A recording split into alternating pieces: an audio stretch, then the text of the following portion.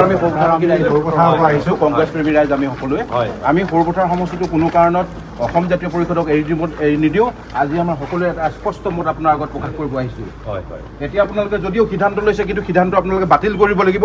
যদি বাতিল নকৰে অনাগত কালিৰ পৰহিলৈ ভিতৰত আমাৰ হাজাৰ হাজাৰ কংগ্ৰেছ কৰ্মীয়ে মুণ্ডন কৰিবলৈ ছাৰ সাজু আছে। তাৰ কাৰণে কিন্তু জগৰী আপোন হ'ব লাগিব।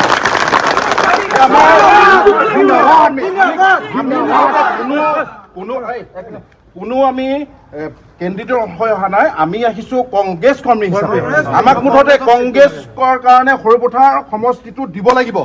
যদি নিদিয়ে কালিৰ পৰা আমি হাজাৰ হাজাৰ কংগ্ৰেছ কৰ্মী আমি মুণ্ডন কৰিম আৰু তাৰ বাবে আপুনি কিন্তু জগৰীয়া হ'ব লাগিব আৰু দায়িত্ব আপুনি ল'ব লাগিব। কোনো ভেটি নাই ছাৰ, কোনো ভেটি নাই। আমাৰ মানুহখিনি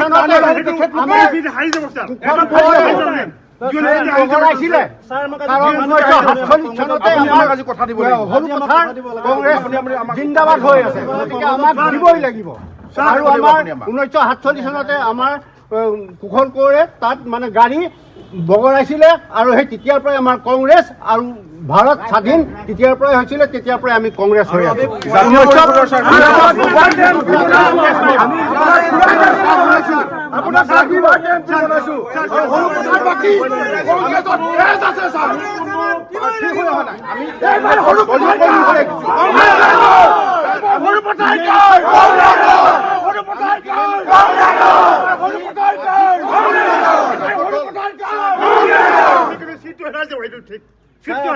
আমি কোনো কাৰণত আমি কেতিয়াও হেৰি নকৰোঁ। কেতিয়াও আমি আমাৰ সৰুপথাৰ সমষ্টি মুঠতে কংগ্ৰেছৰ বাহিৰে আমি অন্য কোনো ছাপৰ্ট কৰিব নোৱাৰো।